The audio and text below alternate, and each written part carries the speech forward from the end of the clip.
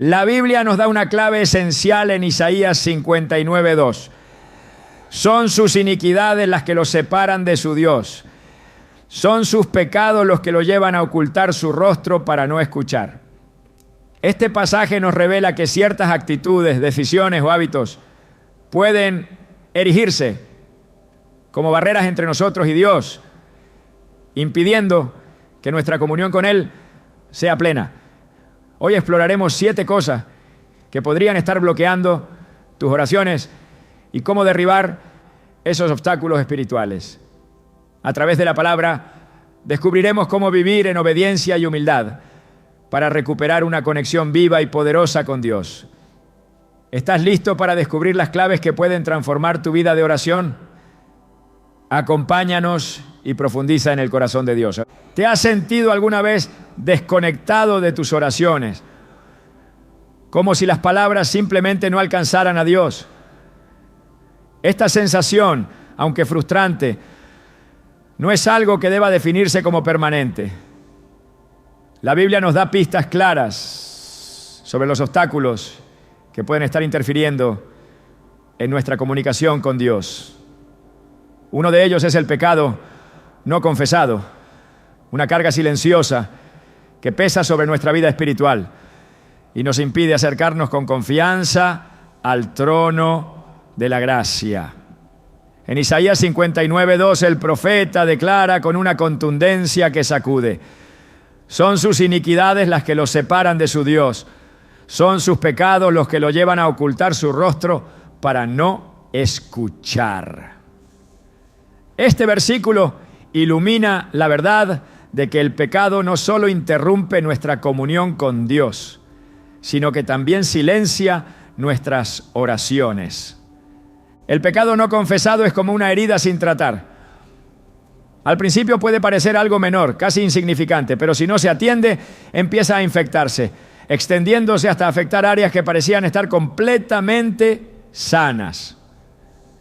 En el Salmo 32, 3-5, David comparte una confesión personal que revela este proceso espiritual.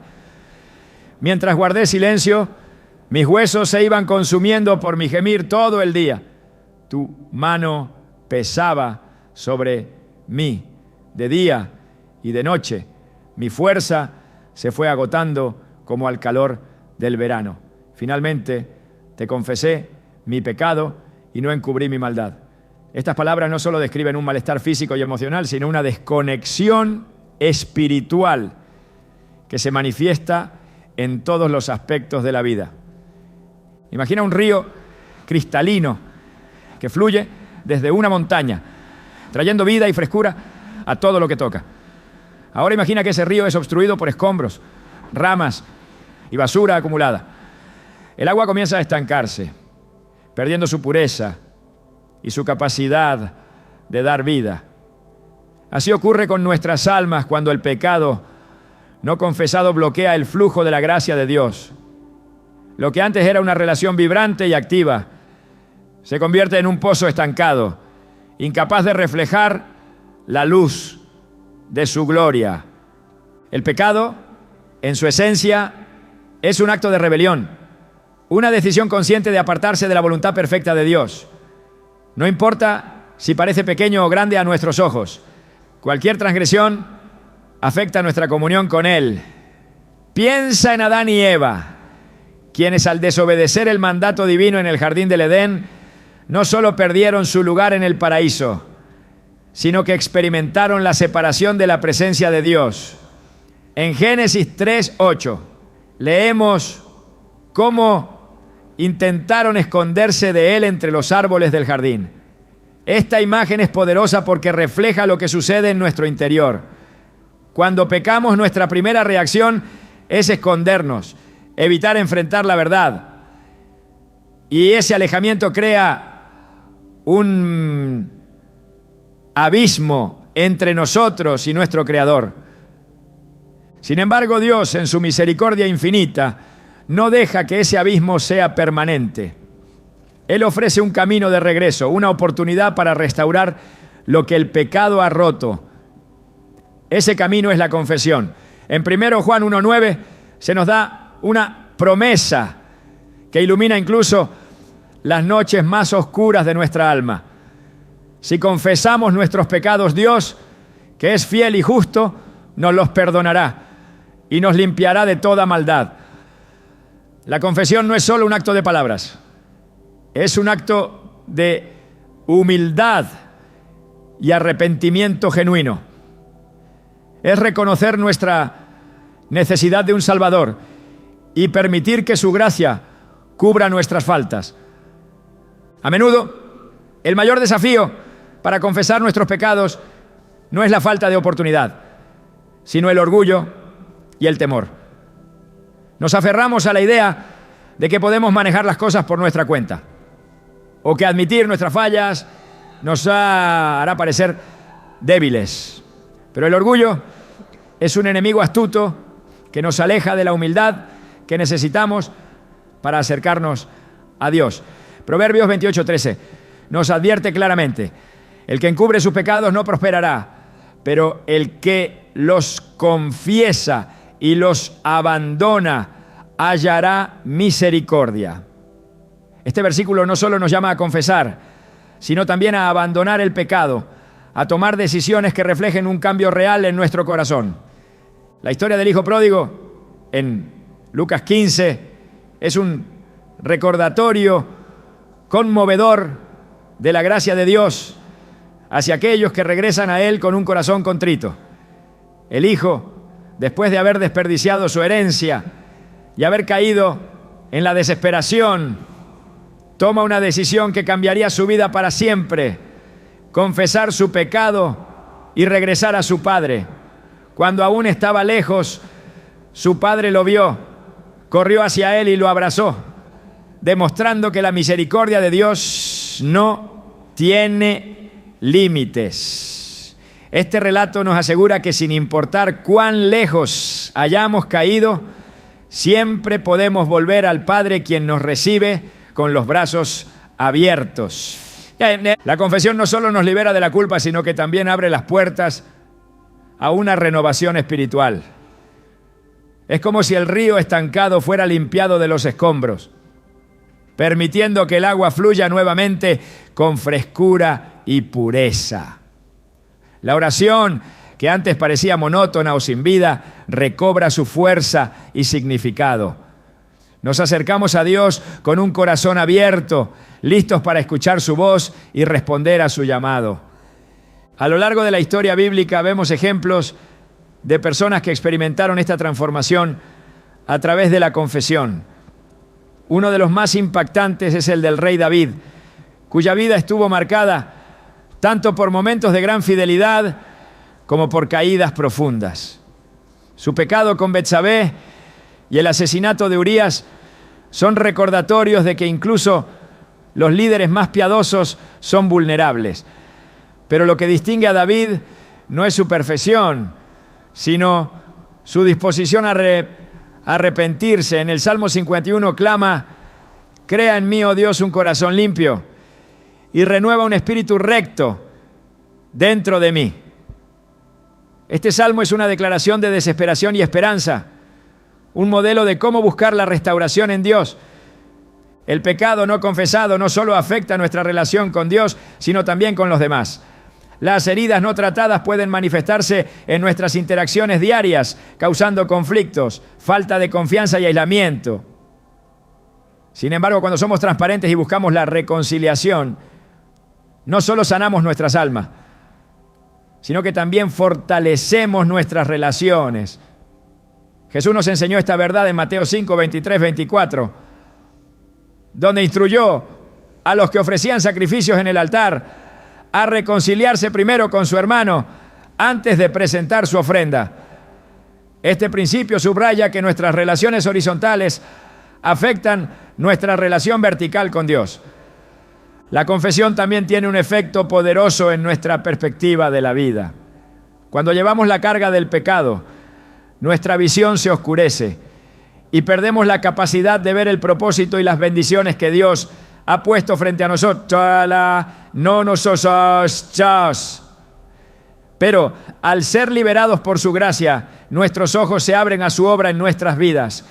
Romanos 8:1 declara con autoridad: por lo tanto, ya no hay condenación para los que están unidos a Cristo Jesús. Este versículo es un recordatorio de que la confesión nos lleva de la oscuridad a la luz, de la culpa a la libertad. Dios no nos llama a confesar nuestros pecados para avergonzarnos, ¿ya?, sino para restaurarnos. Como un médico que trata una herida para evitar una infección, Él trabaja en nosotros con amor y cuidado, guiándonos hacia una vida plena en su presencia. Si hoy sientes que tus oraciones no alcanzan a Dios, detente y examina tu corazón. Pregúntate si hay algo que necesite ser confesado, algo que esté bloqueando el flujo de su gracia. No tengas miedo de abrir tu corazón al Padre. Él ya conoce tus fallas y su deseo es perdonarte y renovarte. El pecado no confesado es un peso que no estamos destinados a llevar. Jesús dijo en Mateo 11:28, vengan a mí todos ustedes que están cansados y agobiados, y yo les daré descanso. Esta invitación es una promesa de que cuando llevamos nuestras cargas a Él, encontramos el descanso y la paz que solo su gracia puede proporcionar. La confesión no es el fin del camino, es el comienzo de una vida nueva, una vida donde nuestras oraciones vuelven a fluir con poder y propósito. Dios está esperando, listo para escucharte. ¿Darás el primer paso hacia la restauración? La falta de perdón es como una sombra que se cierne sobre el corazón, impidiendo que la luz de Dios entre completamente en nuestras vidas. Es un peso que no solo afecta nuestras relaciones con los demás, sino que también bloquea nuestra comunión con Dios. Jesús fue claro al respecto. Y cuando estén orando, si tienen algo contra alguien, perdónenlo, para que también su Padre que está en el cielo les perdone a ustedes sus pecados. Marcos 11:25. Este mandato no es una simple sugerencia, sino una condición espiritual que determina el alcance de nuestras oraciones. La falta de perdón no solo endurece el corazón, sino que lo desconecta de la gracia divina que fluye a través del amor y la reconciliación. El perdón es la esencia misma del carácter de Dios. En el Salmo 103:12 se nos dice que Él aleja nuestras transgresiones tan lejos como está el oriente del occidente. Este acto divino no solo revela su misericordia, sino que establece un modelo a seguir. Cuando guardamos rencor o nos aferramos al dolor causado por otros, estamos eligiendo un camino que nos aleja de su naturaleza. La falta de perdón crea una barrera invisible pero real que afecta la eficacia de nuestras oraciones. Como lo señala Isaías 1:15, cuando levantan sus manos en oración, yo esconderé mis ojos de ustedes. Aunque multipliquen sus plegarias, no escucharé. Este pasaje ilustra cómo la falta de limpieza en el corazón puede silenciar incluso las oraciones más fervientes. El perdón, sin embargo, no es una emoción natural, es un acto deliberado de obediencia. Requiere reconocer que la justicia y la restauración pertenecen a Dios y no a nosotros. En Romanos 12:19 se nos exhorta: no tomen venganza, queridos hermanos, sino dejen el castigo en las manos de Dios, porque está escrito: mía es la venganza, yo pagaré, dice el Señor. Este llamado a confiar en el juicio divino nos libera de la carga de la amargura y nos permite experimentar la paz que solo Dios puede dar. La falta de perdón no solo afecta nuestras relaciones humanas, sino que también contamina nuestra relación con Dios. En la parábola del siervo despiadado, Mateo 18:21-35, Jesús presenta de manera impactante la conexión entre el perdón que recibimos de Dios y el perdón que extendemos a los demás. El siervo que fue perdonado de una deuda inmensa se negó a mostrar la misma misericordia a su compañero. Al final, su dureza de corazón resultó en su propia condena. Esta historia no solo es una advertencia, sino un recordatorio de que el perdón es un reflejo de nuestra comprensión de la gracia divina. Si somos incapaces de perdonar, estamos cerrando la puerta al flujo de esa misma gracia en nuestras vidas. El perdón no minimiza el dolor ni justifica el mal. En lugar de eso, es un acto que libera el alma de la esclavitud del resentimiento. Efesios 4, 31, 32 nos llama a abandonar toda amargura, ira, enojo, gritería y calumnia, y a ser bondadosos y compasivos, perdonándose unos a otros, así como Dios los perdonó a ustedes en Cristo. Este llamado a la compasión no es solo una guía para la vida diaria, sino una herramienta poderosa para restaurar nuestras oraciones y nuestra relación con Dios. La falta de perdón también puede manifestarse de maneras sutiles, como en la forma de un resentimiento silencioso o un deseo de venganza oculto. Aunque estos sentimientos no siempre se expresan externamente, todavía tienen un impacto profundo en nuestro espíritu. En Mateo 5, 23, 24, Jesús subraya la importancia de resolver estos conflictos antes de acercarse a Dios en oración. Por tanto, si estás presentando tu ofrenda en el altar y allí recuerdas que tu hermano tiene algo contra ti, deja tu ofrenda allí delante del altar y ve a reconciliarte con tu hermano. Luego, vuelve y presenta tu ofrenda. Este mandato no solo demuestra la prioridad de la reconciliación, sino que también establece un estándar para la pureza del corazón al entrar en la presencia de Dios.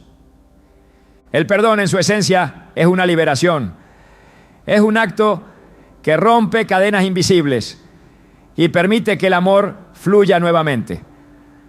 Pero el proceso no siempre es fácil. Puede implicar una lucha interna entre nuestra voluntad humana y el llamado divino a imitar a Cristo. En Colosenses 3:13 se nos insta a soportarse unos a otros y perdonarse si alguno tiene una queja contra otro, así como el Señor los perdonó, perdonen también ustedes. Esta conexión entre el perdón divino y el humano resalta que no podemos separar nuestra relación con Dios de nuestras relaciones con los demás. Es importante entender que el perdón no siempre significa reconciliación inmediata o restauración de la relación con la otra persona. En algunos casos, la reconciliación puede no ser posible o incluso saludable. Sin embargo, el perdón en el corazón es un mandato que trasciende las circunstancias. Es un compromiso de liberar a la otra persona de la deuda emocional y de confiar en que Dios traerá justicia a su tiempo. Esto se refleja en Proverbios 20, 22. No digas, yo me vengaré. Espera en el Señor y Él te salvará. Esta confianza en el Señor no solo nos libera de la carga de la venganza, sino que también nos permite experimentar su paz. El acto de perdonar también tiene un impacto transformador en nuestras oraciones. Cuando soltamos la amargura, nuestras oraciones ya no están contaminadas por el dolor y el rencor. En lugar de eso, se convierten en expresiones sinceras de fe y amor. En Filipenses 4, 6, 7, Pablo nos anima a presentar nuestras peticiones a Dios con acción de gracias, prometiendo que la paz de Dios, que sobrepasa todo entendimiento, guardará sus corazones y sus pensamientos en Cristo Jesús. Este tipo de oración solo es posible cuando hemos liberado nuestro corazón de la carga de la falta de perdón. El perdón no es solo un acto de obediencia, es un reflejo de nuestra comprensión del Evangelio. Jesús en la cruz clamó, Padre, perdónalos porque no saben lo que hacen. Lucas 23, 34.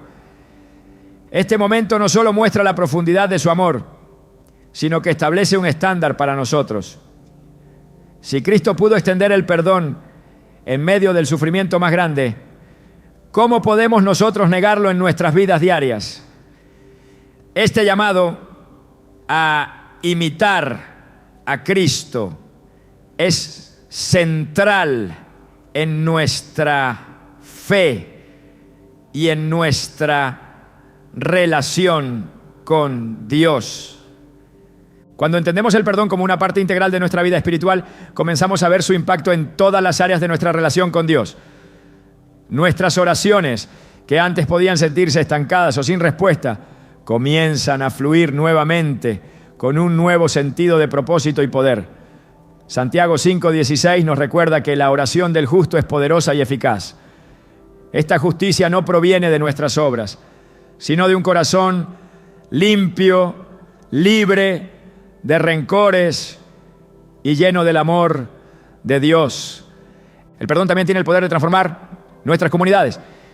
Cuando elegimos perdonar, damos un ejemplo vivo de la gracia de Dios y abrimos la puerta a la reconciliación y la restauración. En Romanos 14:19 se nos exhorta: por lo tanto, esforcémonos por promover todo lo que conduzca a la paz y a la edificación mutua. Este llamado a la paz no solo beneficia a nuestras relaciones humanas, sino que también refleja la naturaleza de Dios y glorifica su nombre. La falta de perdón es un peso que no estamos diseñados para llevar. Dios nos llama a liberar ese peso y a confiar en su justicia y gracia. Cuando respondemos a este llamado, no solo experimentamos la libertad en nuestras vidas, sino que también permitimos que nuestras oraciones sean escuchadas y respondidas. El perdón es una llave que abre la puerta a una relación más profunda con Dios, permitiéndonos experimentar su amor de una manera más plena y poderosa. En última instancia, el perdón no es solo un mandato, sino una invitación a vivir en la libertad que Cristo nos ofrece. Es un camino hacia la paz, la restauración y una comunión más profunda con Dios. A través del perdón, nuestras oraciones se convierten en un reflejo de su gracia, transformando no solo nuestras vidas, sino también las de quienes nos rodean. Dios está esperando que soltemos el peso de la falta de perdón para que podamos entrar en su presencia con un corazón limpio y una fe renovada. El orgullo es una raíz silenciosa que germina en el corazón y nos separa de la comunión plena con Dios. Es un enemigo que a menudo se disfraza de autosuficiencia, confianza malentendida o la necesidad de controlar nuestras circunstancias. La Escritura no es ambigua al describir sus efectos devastadores. El orgullo va delante de la destrucción y la arrogancia antes de la caída. Proverbios 16:18. Este versículo no solo es una advertencia, sino una verdad que se manifiesta en cada aspecto de nuestra vida espiritual, especialmente en la oración. El orgullo no solo nos aleja de los demás, sino que endurece nuestro corazón ante Dios, bloqueando la humildad necesaria para acercarnos a Él. En el corazón de la oración se encuentra la dependencia. Cuando nos arrodillamos ante Dios, reconocemos nuestra incapacidad para caminar solos y nuestra necesidad de su guía. Sin embargo, el orgullo nos susurra que podemos manejarlo todo por nuestra cuenta, que nuestras propias habilidades y planes son suficientes. Esta actitud no solo contradice nuestra posición como hijos de Dios, sino que también refleja una falta de fe en su poder y soberanía. En Santiago 4:6 se nos recuerda que Dios se opone a los orgullosos, pero da gracia a los humildes. La oposición divina al orgullo no es un acto de castigo, sino una medida de protección. Dios sabe que el orgullo destruye y en su amor nos llama a despojarnos de él. El orgullo nos lleva a poner nuestra confianza en lo que podemos controlar, alejándonos de la verdadera esencia de la oración. que es rendirnos ante la voluntad de Dios. En Daniel 4 encontramos un ejemplo contundente en la vida del rey Nabucodonosor. Este poderoso monarca se jactaba de haber construido Babilonia con su propia fuerza y para su propia gloria. Sin embargo, Dios lo humilló, llevándolo a un estado de completa dependencia. Al final, Nabucodonosor reconoció la soberanía de Dios y exclamó: ahora yo, Nabucodonosor, alabo, exalto y glorifico al Rey del cielo, porque todas sus obras son verdaderas y sus caminos son justos. Él puede humillar a los que andan con orgullo. Daniel 4:37. Esta transformación ilustra cómo el orgullo no solo separa al hombre de Dios, sino que lo ciega ante la grandeza y la provisión divina. Cuando el orgullo invade nuestro corazón, la oración se convierte en una formalidad vacía. En lugar de buscar la guía de Dios, tratamos de imponer nuestra voluntad. Jesús abordó esta actitud en la parábola del fariseo y el recaudador de impuestos. Lucas 18, 9, 14. El fariseo, lleno de orgullo, se jactaba ante Dios de sus propias obras, mientras que el recaudador, reconociendo su pecado, clamaba humildemente: oh Dios, ten compasión de mí, que soy pecador. Jesús concluye la parábola diciendo que solo el recaudador fue justificado, porque el que se enaltece será humillado, y el que se humilla será enaltecido. Este relato revela que la verdadera oración nace de un corazón contrito, no de una actitud de autosuficiencia. El orgullo también puede manifestarse en la falta de disposición para aceptar la corrección divina. En Hebreos 12:6 se nos dice: el Señor disciplina a los que ama y azota a todo el que recibe como hijo. Esta corrección no es un castigo, sino una muestra del amor de Dios, quien busca moldearnos a su imagen. Sin embargo, cuando el orgullo se interpone, rechazamos su instrucción, prefiriendo seguir nuestro propio camino. Esta resistencia no solo bloquea nuestro crecimiento espiritual, sino que también apaga nuestra capacidad de escuchar su voz. En la Escritura encontramos repetidamente que Dios exalta a los humildes. María, la madre de Jesús, reconoció esta verdad en su cántico. Derribó del trono a los poderosos y exaltó a los humildes. Lucas 1:52. Este principio se ve reflejado a lo largo de toda la Biblia. Moisés, considerado el hombre más humilde de la tierra, fue elegido por Dios para liderar a su pueblo. David, un pastor joven y sin pretensiones, fue ungido como rey de Israel.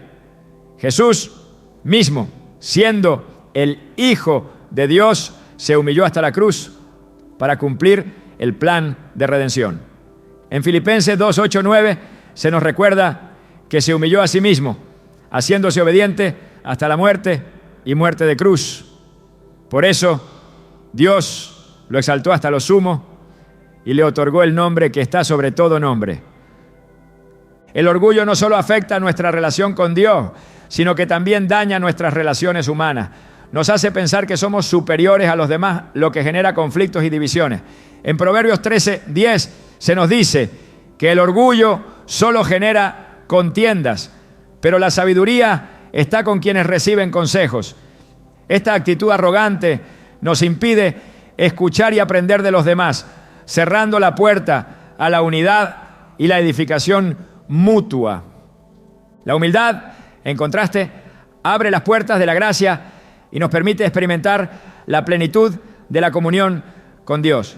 En 2 Crónicas 7:14 encontramos una promesa poderosa: si mi pueblo, que lleva mi nombre, se humilla y ora y busca mi rostro y se aparta de su mala conducta, yo escucharé desde el cielo, perdonaré su pecado y restauraré su tierra. Este llamado a la humildad es una invitación a dejar atrás el orgullo y a rendirnos completamente ante Dios, reconociendo que solo en Él encontramos dirección, propósito y restauración. La oración es un acto de rendición. Cuando nos acercamos a Dios con un corazón humilde, estamos declarando nuestra dependencia total de Él. En Salmos 51, 17, David expresa esta verdad. El sacrificio que te agrada es un espíritu quebrantado. Tú, oh Dios, no desprecias el corazón quebrantado y arrepentido. Esta disposición de espíritu no solo nos acerca a Dios, sino que también nos abre a recibir su gracia y su favor. El orgullo puede parecer un refugio, una forma de protegernos del dolor o de mostrar fuerza en un mundo que valora la autosuficiencia. Sin embargo, es un refugio falso que eventualmente nos aísla de la verdadera fuente de fortaleza, Dios. En Jeremías 9, 23, 24, el Señor nos recuerda dónde debemos poner nuestra confianza. Que no se gloríe el sabio en su sabiduría, ni el poderoso en su poder, ni el rico en su riqueza. Si alguien ha de gloriarse, que se gloríe de conocerme y de comprender que yo soy el Señor. El camino hacia la humildad comienza con el reconocimiento de que todo lo que tenemos y somos proviene de Dios. En Deuteronomio 8, 17, 18 se nos advierte: no digas en tu corazón, mi poder y la fuerza de mis manos me han dado esta riqueza. Más bien acuérdate del Señor tu Dios, porque Él es quien te da el poder para producir esa riqueza. Este recordatorio nos lleva a una actitud de gratitud, que es el antídoto contra el orgullo. Dios no desea que vivamos atrapados en las cadenas del orgullo. Su plan para nosotros es que experimentemos la libertad y la plenitud que vienen de depender completamente de Él. Cuando soltamos el orgullo y abrazamos la humildad, nuestras oraciones se transforman. Ya no son peticiones impulsadas por nuestras propias ambiciones, no, sino conversaciones sinceras con el Padre que nos ama y desea lo mejor para nosotros. En 1 Pedro 5, 6, 7 se nos anima: humíllense, pues, bajo la poderosa mano de Dios, para que Él los exalte a su debido tiempo. Depositen en Él toda ansiedad, porque Él cuida de ustedes. La humildad no es una debilidad, sino una fortaleza que nos permite caminar en la voluntad de Dios. Es el terreno fértil donde crece una fe inquebrantable y una dependencia sincera. Cuando elegimos humillarnos, estamos declarando que nuestra confianza está en Dios y no en nosotros mismos. Este acto de rendición no solo libera nuestras oraciones, sino que también transforma nuestras vidas, permitiéndonos experimentar la plenitud de su gracia y su amor. Dios está esperando corazones dispuestos a dejar el orgullo. Él desea que cada oración que elevemos esté impregnada de humildad, dependencia y confianza en su soberanía. Al acercarnos a Él con un espíritu contrito, encontramos no solo su oído atento, sino también su mano poderosa obrando a nuestro favor. Las distracciones mundanas son como el ruido de fondo constante que apaga la voz de Dios en nuestras vidas. Vivimos en una época donde todo compite por nuestra atención. El trabajo, las responsabilidades, las redes sociales, el entretenimiento. Estas distracciones, aunque puedan parecer inofensivas, tienen un efecto silencioso pero devastador en nuestra relación con Dios. La Escritura nos advierte sobre este peligro en Lucas 10, 41, 42. Cuando Jesús dijo a Marta: Marta, Marta, estás preocupada y turbada por muchas cosas, pero solo una es necesaria. Este recordatorio no fue una reprimenda, sino una invitación a elegir lo esencial: la comunión con Él. La oración requiere espacio, tiempo y un corazón dispuesto a escuchar. Sin embargo, cuando nuestras mentes están llenas de preocupaciones y actividades, nos resulta difícil discernir la voz de Dios.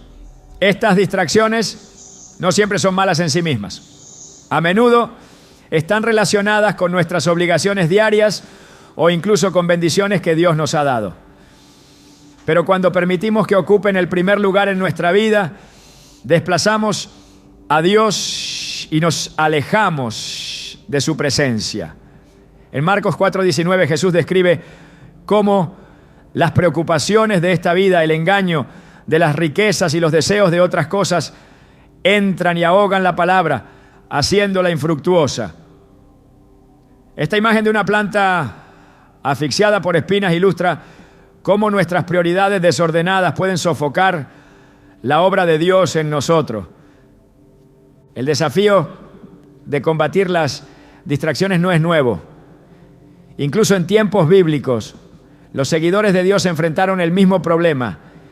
En Éxodo 32, mientras Moisés estaba en el monte recibiendo la ley de Dios, el pueblo de Israel se distraía con la idea de un Dios visible y construía un becerro de oro. Este acto no solo fue una expresión de idolatría, sino también un reflejo de su incapacidad para esperar en Dios y enfocarse en su promesa. Al igual que ellos, nuestra tendencia a distraernos a menudo nos lleva a buscar soluciones inmediatas o satisfacciones temporales, en lugar de esperar pacientemente en Dios. Las distracciones modernas tienen una capacidad única para capturar nuestra atención de formas que ni siquiera percibimos. Cada notificación en el teléfono, cada programa en la televisión, cada demanda urgente parecen exigir una respuesta inmediata. Sin embargo, estas pequeñas interrupciones acumulan un costo espiritual. En 1 Reyes 19, 11, 12, cuando Dios se revela a Elías, no lo hace a través de un viento poderoso, un terremoto o un fuego, sino en un suave susurro. Este momento subraya que la voz de Dios a menudo no compite con el ruido de nuestra vida, más bien espera a que hagamos silencio para poder escucharla. El llamado a apartarse del ruido y buscar a Dios en oración está presente en toda la Escritura. En Salmos 46:10 se nos dice: quédense quietos, reconozcan que yo soy Dios. Esta quietud no es solo física, sino también espiritual y mental. Es un estado en el que dejamos de lado nuestras preocupaciones y distracciones para enfocarnos completamente en Dios.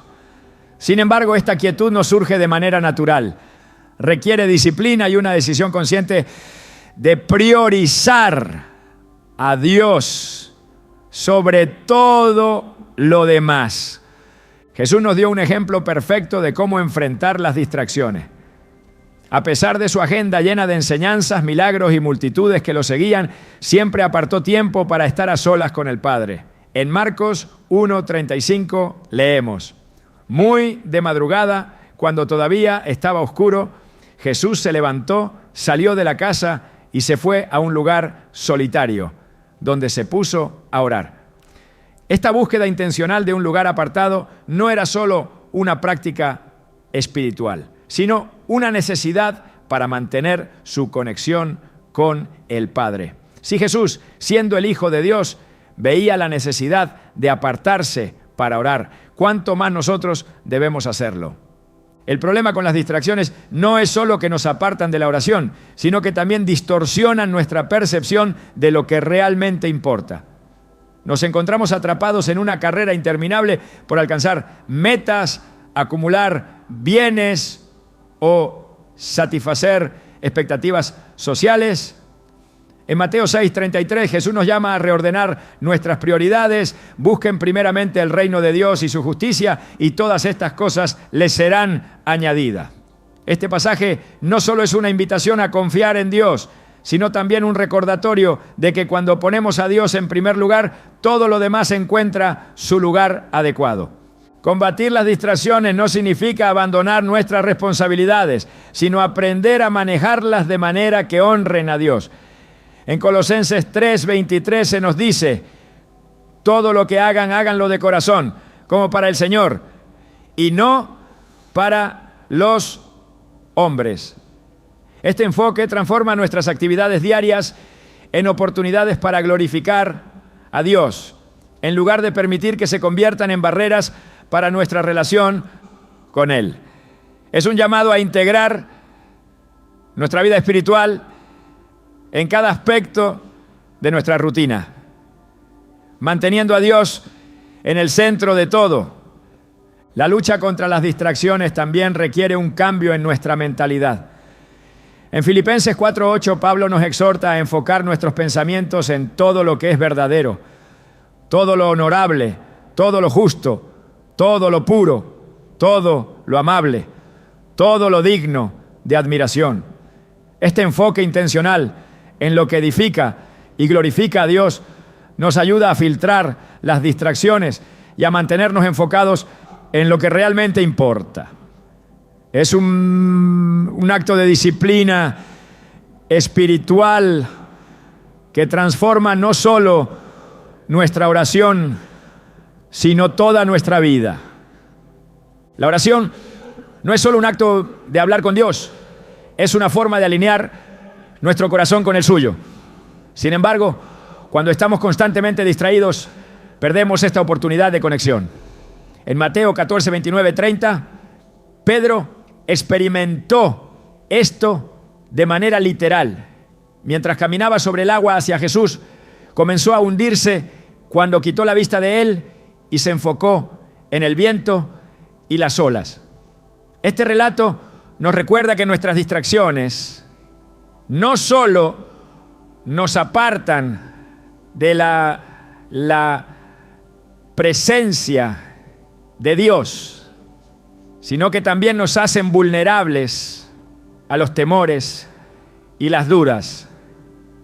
La solución no es simplemente eliminar las distracciones, sino reemplazarlas con prácticas que nos acerquen a Dios.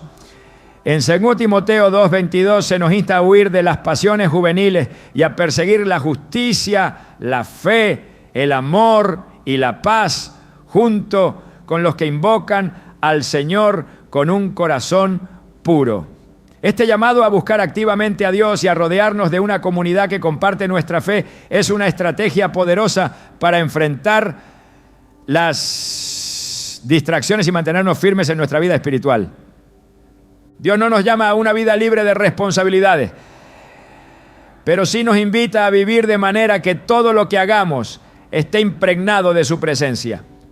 En Proverbios 3:6 se nos promete que si reconocemos a Dios en todos nuestros caminos, Él enderezará nuestras sendas. Este reconocimiento no es solo un acto de reverencia, sino una declaración de que confiamos en su dirección, incluso en medio del ruido de nuestras vidas. La clave para superar las distracciones no es perfección, sino persistencia.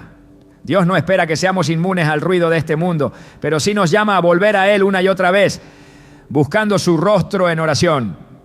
En Hebreos 12:1 se nos anima a despojarnos de todo peso y del pecado que tan fácilmente nos enreda, y a correr con perseverancia la carrera que tenemos por delante, fijando nuestra mirada en Jesús. Este enfoque en Cristo no solo nos ayuda a superar las distracciones, sino que también nos da la fuerza para mantenernos en el camino. Dios desea hablarnos, pero no compite con el ruido. Él espera pacientemente a que silenciemos las distracciones y abramos nuestros corazones a su voz. En Apocalipsis 3:20 Jesús dice: aquí estoy, yo estoy a la puerta y llamo. Si alguien oye mi voz y abre la puerta, entraré y cenaré con él y él conmigo. Este llamado no es solo una invitación a la comunión, sino una promesa de que cuando apartamos el ruido, encontramos a Dios esperando con los brazos abiertos. En cada momento, Dios nos da la oportunidad de elegir. Podemos permitir que las distracciones dominen nuestra vida o podemos decidir enfocarnos en Él. Al final, la decisión está en nuestras manos. Dios está listo para escucharnos, guiarnos y renovarnos. Pero debemos estar dispuestos a priorizarlo sobre todo lo demás. Cuando elegimos a Dios, nuestras oraciones no solo se convierten en palabras, sino en una conexión viva con el Creador, transformando nuestras vidas desde lo más profundo. La incredulidad es un obstáculo sutil pero poderoso que puede interponerse entre nuestras oraciones y la respuesta de Dios. Es como una sombra que se extiende en el corazón, sembrando dudas sobre el poder, la bondad o la voluntad de Dios para obrar en nuestra vida. En Hebreos 11:6 se nos recuerda que sin fe es imposible agradar a Dios, porque es necesario que el que se acerca a Dios crea que le hay y que es galardonador de los que le buscan. Este versículo no solo destaca la importancia de la fe en nuestra relación con Dios, sino que también establece una conexión directa entre nuestra confianza en Él y nuestra capacidad para acercarnos en oración. La fe no es solo un requisito para orar, es el fundamento sobre el cual se construye nuestra relación con Dios. Sin embargo, la incredulidad puede infiltrarse de maneras sutiles, disfrazada de lógica, experiencia pasada o temor. Cuando permitimos que la duda domine, nuestras oraciones pierden fuerza, transformándose en palabras vacías en lugar de declaraciones de fe. Jesús mismo abordó esta realidad cuando dijo: de cierto les digo, si tienen fe y no dudan, no solo harán lo que yo hice con la higuera, sino que podrán decirle a este monte: quítate de aquí y tírate al mar, y así será. Mateo 21:21. Esta promesa no es una hipérbole, es una afirmación del poder que tiene la fe sincera en el ámbito espiritual. La incredulidad nos desconecta de la promesa de Dios y en su lugar nos ancla a nuestras propias limitaciones. A menudo es más fácil confiar en lo que vemos o en lo que hemos experimentado antes que en la palabra de Dios. Pero la Biblia nos llama a vivir por fe, no por vista, según Corintios 5:7. Esto significa que nuestra confianza no debe depender de lo que nuestros sentidos perciben, sino de la certeza de que Dios es fiel a su palabra, incluso cuando las circunstancias parezcan contradecirlo. La oración no es solo un acto de hablar, es una expresión de fe en acción. Cuando oramos declaramos que creemos que Dios es capaz de escuchar y responder. Sin embargo, cuando la incredulidad se infiltra, nuestras oraciones pueden volverse frías, mecánicas o incluso inexistentes. Santiago 1:6-8 es claro al respecto. Pero pida con fe, no dudando nada, porque quien duda es como las olas del mar, agitadas y llevadas de un lado a otro por el viento. Quien es así no debe pensar que recibirá cosa alguna del Señor. Es indeciso e inconstante en todo lo que hace. Este pasaje subraya que la duda no solo afecta nuestras oraciones, sino que también refleja una inestabilidad en nuestra relación con Dios. La incredulidad no surge de la nada. A menudo es el resultado de experiencias pasadas, desilusiones o una comprensión limitada de la naturaleza de Dios. Cuando nuestras oraciones no son respondidas de la manera que esperábamos, podemos comenzar a cuestionar si Dios realmente escucha o si su voluntad es buena para nosotros. Sin embargo, Isaías 55:8-9 nos recuerda que los caminos y pensamientos de Dios son más altos que los nuestros. Lo que percibimos como un silencio o una negación de parte de Dios, a menudo es una respuesta más grande y sabia de lo que podemos comprender en el momento. El llamado a la fe no significa ignorar nuestras luchas o pretender que no tenemos dudas. Más bien significa llevar esas dudas ante Dios, confiando en que Él es capaz de fortalecer nuestra fe. En Marcos 9:24, un hombre que buscaba la sanidad para su hijo exclamó: creo, ayuda a mi incredulidad. Este clamor sincero es un recordatorio de que incluso la fe más pequeña, cuando se entrega a Dios, puede ser fortalecida y utilizada para su gloria La fe no es solo una actitud, es un compromiso constante de confiar en Dios en todas las áreas de nuestra vida. Esto incluye no solo nuestras oraciones, sino también nuestras decisiones, nuestras relaciones y nuestra forma de enfrentar las dificultades. En Romanos 4, 20, 21, Pablo habla de Abraham como un ejemplo de fe inquebrantable. No dudó por incredulidad de la promesa de Dios, sino que se fortaleció en su fe y dio gloria a Dios, plenamente convencido de que Dios tenía poder para cumplir lo que había prometido. Abraham no solo creyó en Dios, sino que vivió de acuerdo con esa fe, incluso cuando las circunstancias parecían imposibles. La incredulidad también puede manifestarse en una forma de autosuficiencia en la que confiamos más en nuestras propias habilidades o recursos que en el poder de Dios. Sin embargo, Zacarías 4:6 nos recuerda que no es por fuerza ni por poder humano, sino por el Espíritu de Dios que se logran las cosas. Este versículo nos desafía a depender completamente de Dios, incluso cuando nuestras propias capacidades parecen suficientes. Dios no nos llama a una fe perfecta, sino a una fe genuina. En Mateo 17:20 Jesús dijo: si tienen fe tan pequeña como un grano de mostaza, podrán decirle a esta montaña: trasládate de aquí para allá, y se trasladará. Nada les será imposible. Este versículo no solo enfatiza el poder de la fe, sino también la disposición de Dios para obrar incluso a través de la fe más pequeña, siempre que sea auténtica. La fe genuina también requiere acción. Santiago 2:26 nos enseña que la fe sin obras está muerta. Esto significa que nuestra fe no puede limitarse a palabras o pensamientos. Debe expresarse en nuestras elecciones y comportamientos.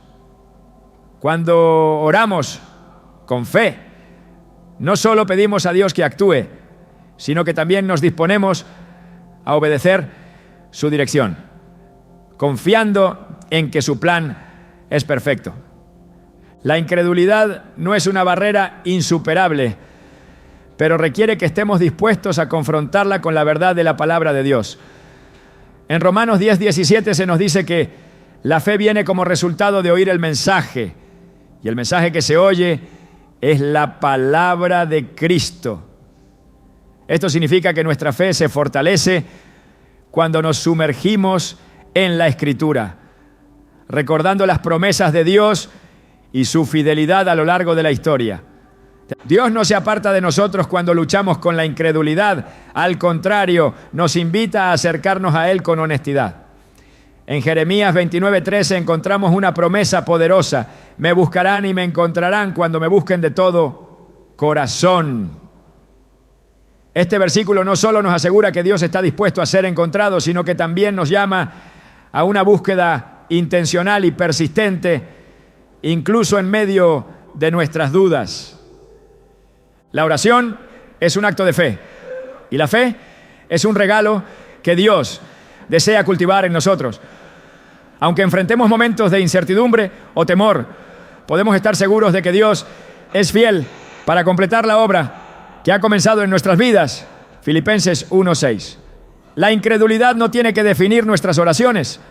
En su lugar podemos elegir confiar en el carácter y las promesas de Dios, sabiendo que Él es capaz de hacer mucho más de lo que pedimos o imaginamos. Efesios 3:20. Dios no está limitado por nuestras dudas, pero anhela que confiemos plenamente en Él. Cuando llevamos nuestra incredulidad a la cruz, encontramos no solo perdón, sino también la fuerza para caminar en fe. Cada oración que hacemos, cada paso que damos en obediencia, es una declaración de que creemos en un Dios que es bueno, poderoso y digno de toda nuestra confianza. La falta de gratitud es un velo que cubre el corazón, apagando la luz de la comunión con Dios y bloqueando nuestras oraciones. La gratitud no es solo una expresión de cortesía, es un mandato espiritual, Una actitud que transforma nuestras perspectivas y nos conecta con el carácter de Dios. En Filipenses 4:6, Pablo nos exhorta: no se inquieten por nada, más bien en toda ocasión con oración y ruego, presenten sus peticiones a Dios y denle gracias. Este llamado no es una sugerencia casual, sino una clave espiritual para desbloquear la paz y la respuesta divina en nuestras vidas. La falta de gratitud nace de un corazón centrado en lo que falta, en lugar de lo que Dios ya ha provisto. Este enfoque distorsionado no solo nos roba la alegría, sino que también limita nuestra capacidad de reconocer la bondad de Dios. En Romanos 1:21 se describe cómo la ingratitud alejó al hombre de Dios. A pesar de haber conocido a Dios, no lo glorificaron como a Dios ni le dieron gracias, sino que se extraviaron en sus inútiles razonamientos y se les oscureció el corazón insensato. Este versículo muestra que la ingratitud no es solo una falta de cortesía, sino un síntoma de un corazón endurecido que se aleja de su Creador.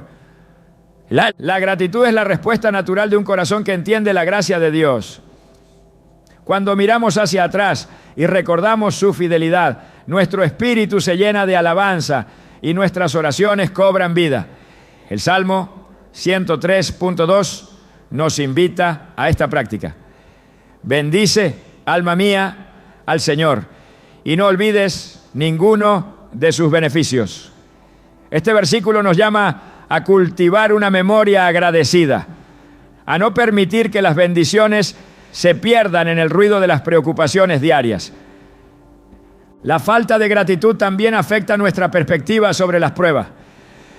En 1 Tesalonicenses 5:18, Pablo escribe: den gracias en toda circunstancia, porque esta es la voluntad de Dios para ustedes en Cristo Jesús. Este llamado no implica ignorar el dolor o fingir alegría, sino reconocer que incluso en medio de las dificultades Dios está obrando para nuestro bien. Esta actitud transforma nuestras oraciones, llevándolas de simples peticiones a actos de adoración y confianza en la soberanía divina. En las Escrituras, la gratitud está entrelazada con el poder de la oración. Cuando Jesús alimentó a los 5,000, primero dio gracias y lo poco se multiplicó para satisfacer las necesidades de todos. Juan 6:11. Este acto no solo fue un ejemplo de fe, sino también una lección sobre cómo la gratitud abre las puertas para que Dios obre en nuestras vidas. La gratitud no es solo una respuesta a lo que Dios ya ha hecho. Es un acto de fe que anticipa su provisión futura. Cuando carecemos de gratitud, nuestra relación con Dios se vuelve transaccional, enfocada solo en lo que podemos obtener de Él. Pero la oración no es una lista de deseos, es una comunión con el Dios viviente, una oportunidad para expresar nuestra dependencia y adoración. En el Salmo 104 se nos invita a entrar en su presencia con gratitud. Entren por sus puertas con acción de gracias. Vayan a sus atrios con alabanza. Denle gracias. Alaben su nombre.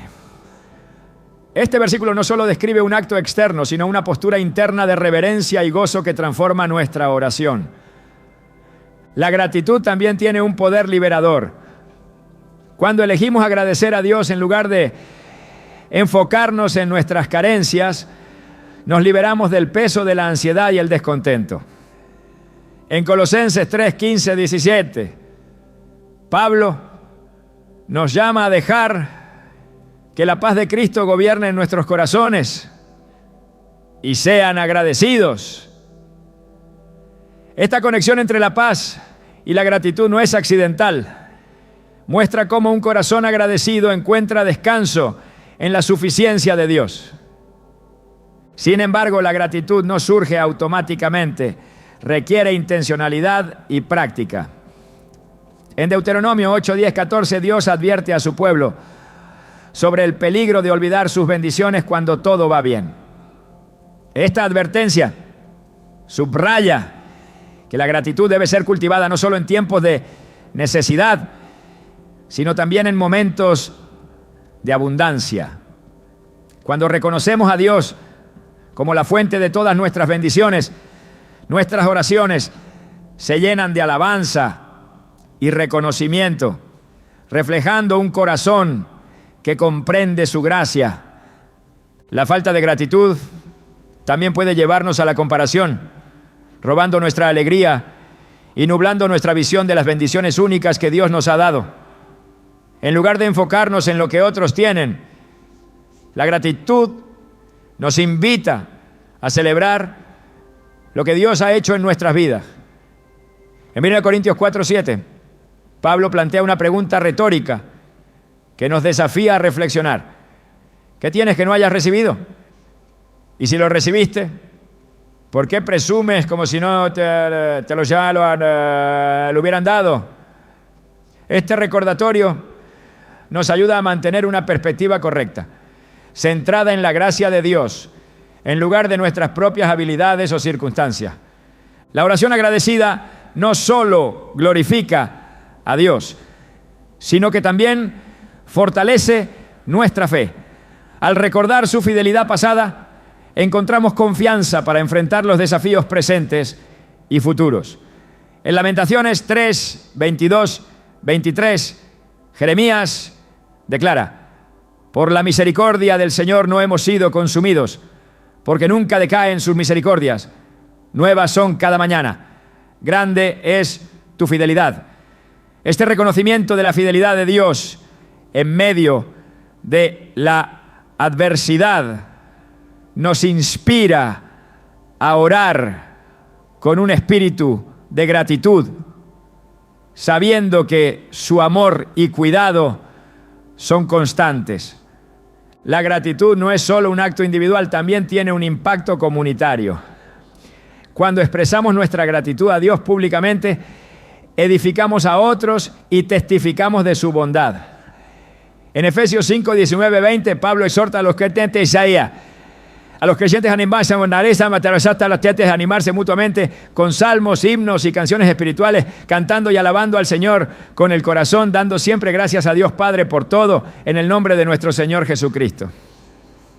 Este acto de alabanza compartida no solo glorifica a Dios, sino que fortalece la fe de la comunidad. Dios no necesita nuestra gratitud, pero sabe que un corazón agradecido nos acerca más a Él. La gratitud nos recuerda nuestra dependencia de su gracia y nos ayuda a mantener una perspectiva correcta sobre quién es Él y quiénes somos nosotros en relación con Él. Cuando elegimos ser agradecidos, no solo transformamos nuestras oraciones, sino que también permitimos que su paz y gozo llenen nuestras vidas. La falta de gratitud puede parecer un problema menor, pero tiene implicaciones profundas en nuestra vida espiritual. Nos aleja de la alabanza, nos encierra en el descontento y nos hace olvidar las maravillas que Dios ha hecho por nosotros. Sin embargo, cuando cultivamos un espíritu de gratitud, nuestras oraciones se convierten en un reflejo de la gracia de Dios y nuestras vidas en un testimonio de su bondad. La invitación está abierta. ¿Elegiremos vivir en la plenitud de la gratitud o permitiremos que la ingratitud silencie nuestras oraciones? Dios está esperando, listo para escuchar y responder a un corazón lleno de agradecimiento. La oración es más que palabras dirigidas a Dios, es el latido mismo de nuestra relación con Él, es el espacio donde nuestras cargas se disuelven en su gracia y donde encontramos fuerzas para enfrentar lo que parece insuperable. Sin embargo, a lo largo de este recorrido, hemos visto cómo ciertos obstáculos, a menudo invisibles o subestimados, se interponen entre nosotros y ese encuentro divino. Ahora, mientras cerramos este viaje, No se trata de mirar atrás con una sensación de derrota o culpa, sino de avanzar con la certeza de que Dios nos llama a una comunión renovada y poderosa con Él. Dios no nos diseñó para llevar cadenas invisibles que nos alejen de su presencia. Su propósito siempre ha sido liberarnos para que podamos caminar en plenitud, confiando en su amor y poder.